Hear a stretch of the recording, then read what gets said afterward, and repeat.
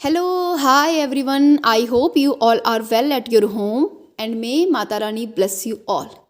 My dear friends, welcome you all into V Group of Healing and thank you so much मेरी video को देखने के लिए, सुनने के लिए.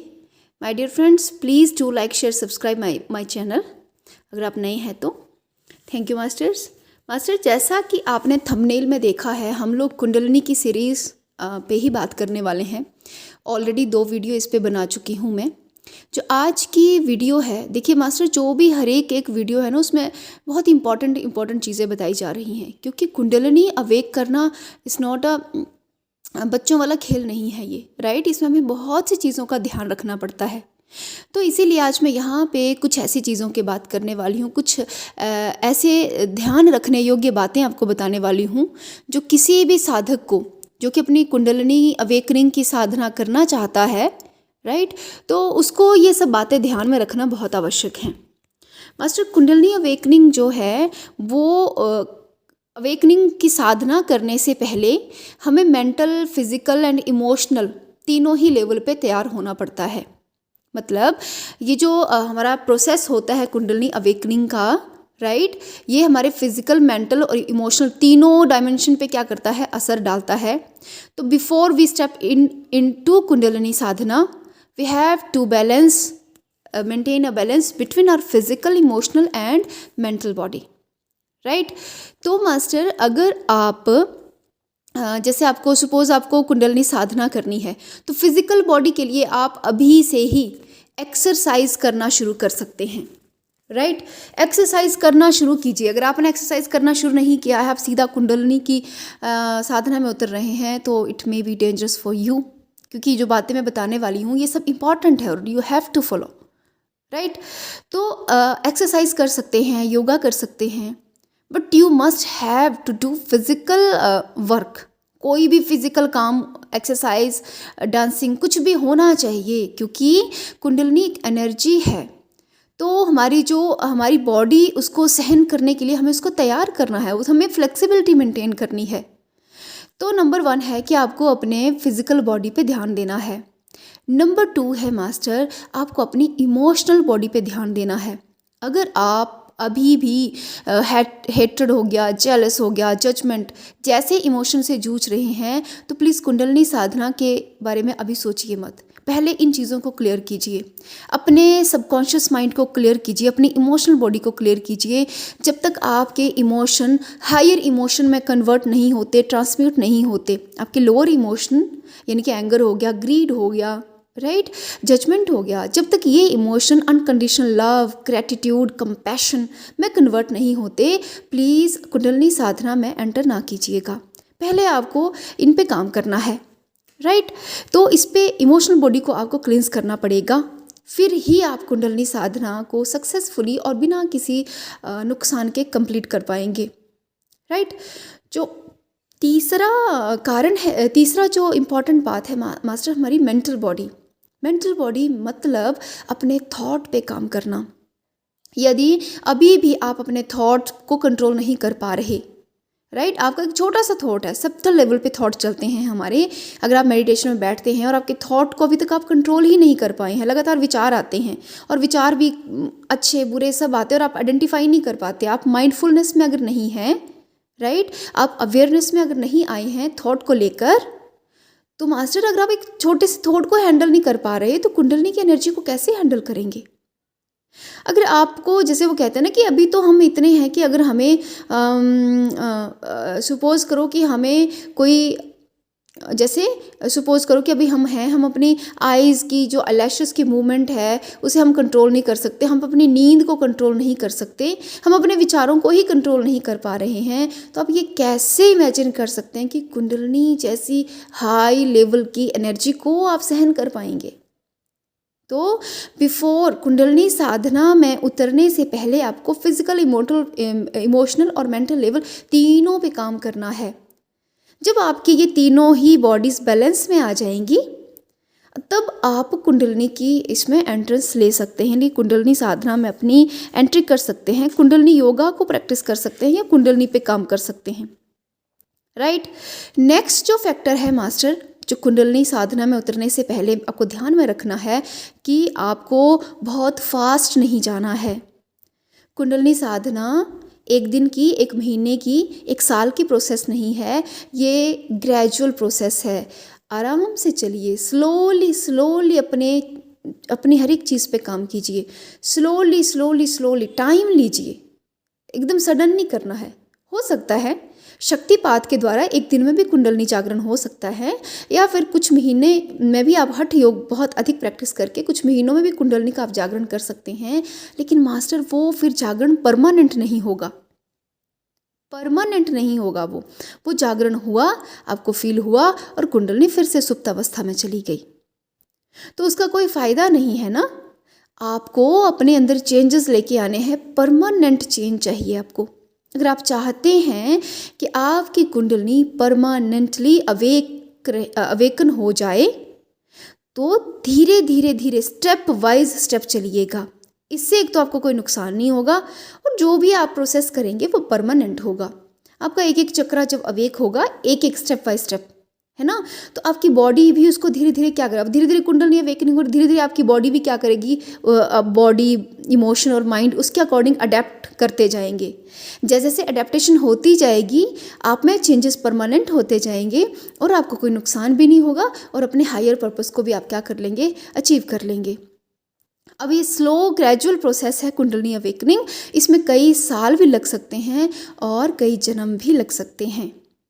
लेकिन अगर आपने सपोज कीजिए इस जन्म में आपने मूलाधार पे काम कर लिया या सैक्रल दोनों चक्रा पे काम कर लिया और किसी की मृत्यु हो जाती है, तो नेक्स्ट बर्थ जब लेंगे तो उसमें फिर से आपको मूलाधार से ही काम करना पड़ेगा। लेकिन अब की बार क्या है, उतनी आपको तपस्या नहीं करनी पड़ेगी, आपने सिर्फ मूलाधार पे ध्यान ही लगाएंगे और आपका मूलाधार एक्टिवेट, स्वादिष्ठान पे ध्यान लगाएंगे और आपका स्वादिष्ठान एक्टिवेट। अब आपको नेक्स्ट जन्म में थर्ड चक्र से ही शुरुआत करनी है। लेकिन अगर आप शक्तिपात या ऐसे इंटेंस यौगिक प्रैक्टिसेस के द्वारा with in few weeks, with in few days अगर कुंडलिनी अवेकनिंग करते हैं, तो वो परमानेंट नहीं है। इसलिए कितने मर्जी जन्म ले लो, आप अपनी कुंडलिनी को परमानेंट नहीं कर सकते, राइट। तो इसको माइंड में बिठा के चलिएगा जब भी कुंडलिनी साधना करनी है, कि यस टाइम लेगी, मुझे हारना नहीं है, मुझे कंसिस्टेंसी बना के रखनी है। अब देखिए टाइम लेगी ना, तो इसके लिए नेक्स्ट जो इम्पॉर्टेंट चीज़ है जो आपको रखनी है ध्यान में, वो है डिसिप्लिन। क्योंकि हमें इतनी बड़ी एनर्जी को अपने अंदर धारण करना है, तो टाइम लगेगा, लेकिन उस टाइम पीरियड में आपको डिसिप्लिन भी मेंटेन करना है। जो भी आप यौगिक प्रैक्टिस या जो कुछ भी आप कुंडलिनी साधना के लिए कर रहे हैं, वो डेली करना है, बिना रुके और प्रॉपर वे में करना है। ऐसा नहीं कि आज कोई फंक्शन है तो चलो कोई निकल करते हैं, नहीं, डिसिप्लिन आपको मेंटेन रखना है अपनी लाइफ में, राइट। तो इसलिए डिसिप्लिन का भी आपको क्या रखना है, ध्यान रखना है कि डिसिप्लिन वाली लाइफ होनी चाहिए। इसलिए लोग जो है वो गुरुकुल वगैरह में जाते हैं। वो क्यों जाते हैं, क्योंकि वहाँ पे लाइफ डिसिप्लिन्ड होती है, जो काम जिस समय होना है वो उसी समय ही होगा, है ना। घर पे हम ऐसा नहीं करते, हम घर पे टाल देते हैं कामों को, चलो साधना अभी ना सही, शाम को सही ना, ऐसा नहीं करना। तो ये चीज़ का भी आपको क्या करना पड़ेगा, ध्यान रखना पड़ेगा कि आपको डिसिप्लिन लाइफ जीनी है अगर आप कुंडलिनी अवेकनिंग करना चाहते हैं। बहुत से लोग डिसिप्लिन मेंटेन नहीं कर पाते, 2-4 दिन खुमार चढ़ेगा, कुंडलिनी अवेकनिंग करनी है, लेकिन जब बात आएगी, टाइम भी लग रहा है इसमें, डिसिप्लिन भी चाहिए, वो हार जाते हैं। और मोस्ट प्रोबेबली हमारे जितने भी इस अर्थ पे ह्यूमन है, वो सबके सब कुंडलिनी जागरण कर सकते हैं, लेकिन वो कर इसलिए नहीं पाते